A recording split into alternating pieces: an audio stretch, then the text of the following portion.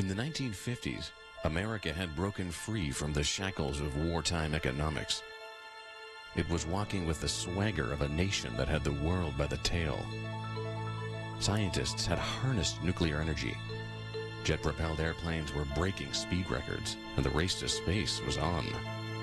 But perhaps more than anything else, one thing melded imagination and consumerism, putting this era in perfect context. The concept car. Unlike satellites, rockets, and jet planes, these dream cars were accessible. People flocked to auto shows to see concept cars in their titanium-bodied glory. They were snapshots of how America perceived its future. They were simply out of sight, unforgettable. But what happened to them? Most were destroyed. Some just plain vanished. But amazingly, some are still here. I mean, there's very little to the imagination about what this car's supposed to be. And if you put a long enough wing on it, it probably would fly. We don't know how this car survived because in-house engineering prototypes are usually destroyed right away. This car, it is believed, was just put in a warehouse somewhere and forgotten about. Reintroducing the 1954 GM XP-21 Firebird and the 1955 Mercury D-528 Beldone.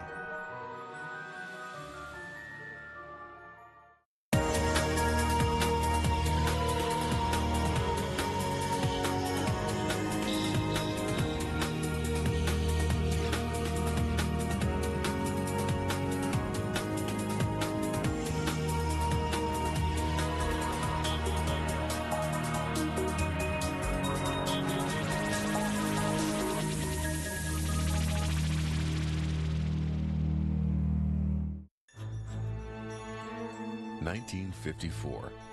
Just 1 year after U.S. Air Force test pilot Chuck Yeager became the first man to fly 2.5 times the speed of sound in the X-1 rocket plane.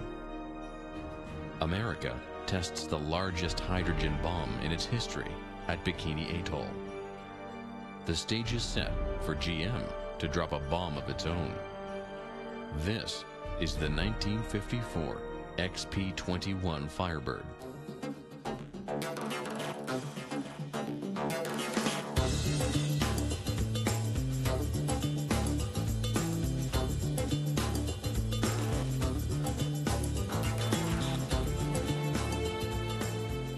Firebird 1 was the first gas turbine car designed and manufactured in the U.S. at that time, so it was really cutting-edge technology. The only other things that had gas turbine engines in them were aircraft, and as you can see, the car is very much aircraft inspired. I mean, it was just such over-the-top design and engineering exercise that it was the buzz. This car was a huge image builder for General Motors from a technological standpoint, from reaching far outside of the box for powertrain. This certainly is the future. Brought closer today by the Firebird. The XP-21 Firebird was designed by legendary GM designer Harley Earl. It's no secret that aeronautical design was all the rage when it came to concept cars. A large tail fin here, a bubble top there. But Harley Earl and his design team took the Firebird XP-21 into a whole new stratosphere. There was nothing subtle about this car's design. This was, quite literally, a jet plane on wheels. Harley Earl was a visionary that really could look forward, almost like he had a crystal ball. And very interesting the way this car came about. Aircraft is the inspiration of the day. Everybody's enthralled with transcontinental transportation. Air flight is a huge inspiration for people, and this car really tells that story. When you get up really close to the car, you really see the aircraft-inspired design from the latches to the canopy And on the interior, very much aircraft. All the gauges are aircraft inspired. Even the steering wheel is a twin yoke style steering wheel. Stepping back a little bit here, we have the Whirlfire turbine power gas turbine engine. One of the most remarkable things about this, other than being a gas turbine, is the craftsmanship that went into building these engines in the early 50s. From the welds to the manifolding and the aluminum parts and stainless steel. It's just a masterpiece of craftsmanship. Moving back, you can see it's very aerodynamic shape, very much like an aircraft. Notice the Pinto style indicator or speedometer. And then has a speed brake where these flaps open up to help slow the car down. In the back is the exhaust system, which is very much like a jet aircraft. And the heat coming out of that is very much like a jet aircraft as well. You wouldn't want to be standing back there. It would probably set you on fire. Plenty of concept cars in the 50s could talk the talk. But when it came to the walking part, forget it. They may have looked like jets, but they drove like cars, if they even drove at all. But the Firebird XP-21 was very different. It could walk the walk in a way that was completely revolutionary. This concept car not only looked like a jet, but with its fully functional turbine engine, it drove like one too. Gas turbine engine is basically, if you look at a windmill that you see on a farm, the wind blows and the windmill spins. A gas turbine engine develops a tremendous amount of heat, about 1650 degrees, and it blows hot gas across an internal windmill. That windmill is hooked to a shaft which goes to a transmission, and that's what drives the vehicle forward. The unique thing about gas turbine engines is they'll run on a variety of fuels: gasoline, kerosene, fuel oil. One of the things that's unique about the gas turbine engine is its high RPM, which requires special manufacture. It runs at an operating speed of around 35,000 RPM and with an idle speed of around 15,000 RPM. This car sounds very much like a taxiing jet aircraft, small personal, something like a Learjet. It sounds a lot like a Learjet taxiing around. Has the same smells, the same rev up as a personal jet. One problem with creating an operational turbine-powered jet plane on wheels is that somebody had to have enough nerve to drive it. With the XP-21 Firebird, there was a fine line between driving and flying. It was obvious that operating this concept car would require something more than your average dealership car jockey. GM engineers might have wondered, do we hire a test driver or a test pilot? Whoever GM hired to test drive it would have to have the right stuff. Eventually, this four-wheeled rocket was test driven on the GM proving grounds in Arizona by Firebird supervisor Emmett Conklin. He personally researched the concept of a turbine-powered car for decades, so he was a natural choice. But there was another authorized driver, somebody with a slightly higher profile.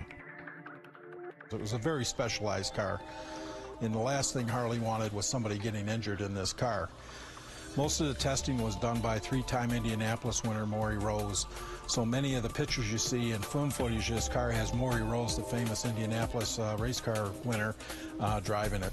He had the background with race cars, which enabled him to react quickly to a car with this kind of power.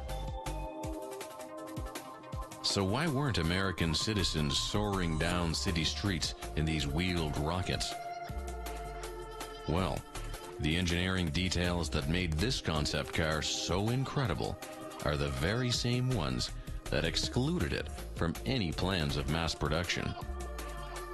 Along with the gas turbine engine and its unique capabilities, it is an expensive engine to produce. Mass production of an engine like this would require a whole line of vehicles. So you have to have a gas turbine economy to make them affordable. The cons on this vehicle are the power band. You go from 15,000 RPM at idle to 35,000+ RPM at cruise speeds. So there's a huge transition, about 15,000 plus RPM transition, which is pretty tough to convert to transmission power, to shaft power. Around town, it doesn't accelerate up and down as easily and as freely as a gas piston-driven engine does. But if you were to have this car out on a place where you were going to go for a long distance, it'd be wonderful. In the end, there would only ever be one XP-21 Firebird. Over a decade later, the Firebird moniker would resurface in the much tamer form of the 1967 Pontiac Firebird. But the name was the only resemblance. Firebird 1, as it became known, didn't get mass-produced. But this outrageous concept car did produce a rich legacy. Within the next few years, GM would release 2 more Firebird turbine-powered concept cars. This groundbreaking turbine trilogy inspired a whole generation of automotive designers. Certainly, the tail fin design got crazier and crazier throughout the 50s, and some of that's attributable to the design of this car. Just about any 59 GM car has an exaggerated tail fin on it someplace. The tail fin design originally was an aircraft-inspired design from the famous P-38 Lightning aircraft of World War II, but that was probably the pivotal point in which aircraft design was translated into automotive design. Every concept car usually has its typical 15 minutes of fame, but they don't all survive. The Firebird 1 did. In fact, it's never left the safety of GM's ownership. This car could have garnered astronomical amounts of money if put up for auction. But there is no price tag for a major piece of automotive history. This was a huge car for General Motors, and the success of this car drove the other 2 Firebird concepts as well, Firebird 2 and 3. The cars that were destined for the dump were generally cars that didn't really make an impact to begin with, but things like the Firebird were saved, and it was known from the very beginning that they were going to be saved.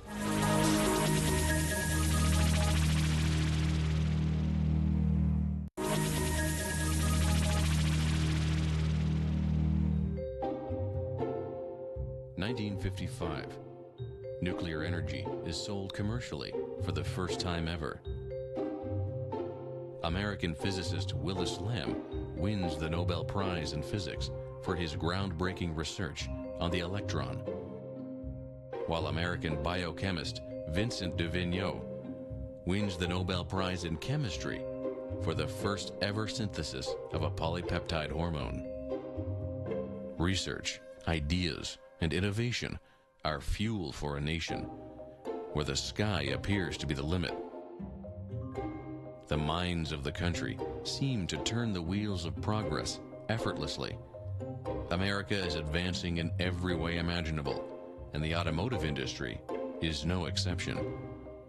Car companies worked feverishly, designing outrageous concept cars to trot out at auto shows. But not every concept car felt the warm glow of the spotlight. In fact, some were never even meant to see the outside of a research lab.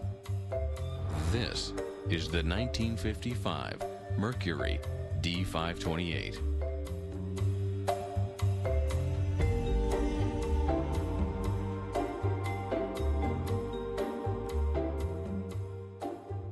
This car was designed by Ford to experiment with new technologies in air conditioning, rollover protection, and packaging of major components.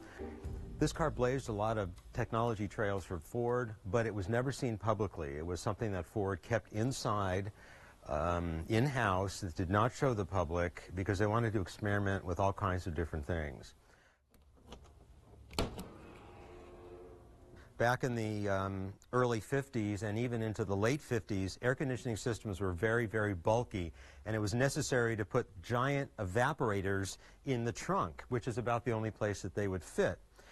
Doing that and also trying to accommodate the spare and the gas tank took up a lot of room. So what Ford thought is, well, let's try some different packaging options here. Let's take, well, we don't have much choice. We have to leave the evaporator where it was. But what we can do is we can take the gas tank from the bottom and lower the floor, thus giving ourselves more luggage room. We can put the gas tank on one side, and we can take the spare tire out, giving us even more luggage room, and put the spare tire on the other side. The idea behind the air conditioning system was to channel the cold air up through the C-pillars and through a space in between the headliner and the roof. And there were progressively larger holes in the headliner beginning at the back and going towards the front. So the air conditioning, and as it went up in the roof, the high pressure air would come through the smaller holes first, and then as it got farther forward, it would go through the larger holes, and you would theoretically get a very even distribution of cool air gently descending upon you.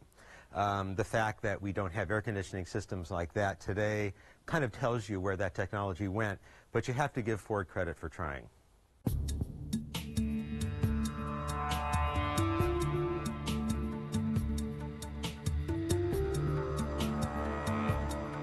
Despite the unique and handsome design of this concept car, the D-528 was the automotive equivalent of a lab rat. It was never given a proper name. It was poked and prodded in the name of research. But through the highs and lows of its experimental life, Ford researchers learned a lot from this car. The mistakes that were made behind closed doors gave Ford a great opportunity to ditch the things that didn't work and keep the things that did. There were a few adaptations of technologies that were used on this car that made it into production cars. For example, the reverse sloping retractable rear window ended up on certain Mercurys and Lincolns of the 50s and 60s. And it was also used in Great Britain on the Ford Anglia, the little tiny four-cylinder power car with the reverse sloping rear window. The 4-cluster gauge nacelle on the dashboard ended up being used in the Thunderbird. Relocation of the gas tank did not make it into a production car because they took the gas tank from a very protected part of the car and relocated it to one of the most vulnerable parts of the car, the left rear fender.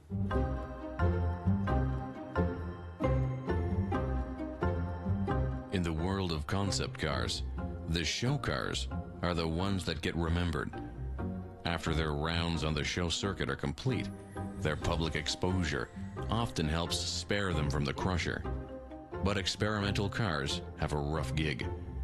Of all the concept cars, closed-door experimentals are the most vulnerable. We don't know how this car survived because in-house engineering prototypes are usually destroyed right away because they have no useful purpose afterwards. They're usually pretty beat up. The company's done with them. They've done all the experimentation they can, and they break them up and throw them away. This car, it is believed, was just put in a warehouse somewhere and forgotten about by perhaps coincidence, maybe by design. Somebody liked it quite a bit and decided, well, let's hide it back here and let's not let anybody know we kept it. And it's very fortunate that that happened. The D-528 beat the odds simply by staying in storage. It appeared destined to an afterlife of accumulating dust. But after only a couple of years in storage, something changed. Suddenly, the story of this lowly lab rat wasn't over after all. When this car was about 7 or 8 years old, George Barris, the world-renowned customizer, talked Ford Motor Company into giving him some of their used-up, old, obsolete concept cars so that they could have another life in movies and television. This car came to George Barris in the same shipment that the Lincoln Futura did, and we all know that the Lincoln Futura ended up as the original Batmobile. And he got this car out and repainted it and reconfigured it slightly to star in a Jerry Lewis movie called The Patsy. And it was rigged with all kinds of opening doors and opening panels and things like that to give Jerry Lewis his usual hard time doing something. For its role in the Jerry Lewis movie, the car was called the Beldone, a name that most people call it today. The Mercury D-528 Beldone is a true rags to riches story. A diamond in the rough, spotted, polished, and thrust into the Hollywood spotlight. If it weren't for George Barris, this car would never have seen the light of day. But even after the Beldone's unlikely rise to stardom, it was still almost lost to the obscurity of the private market.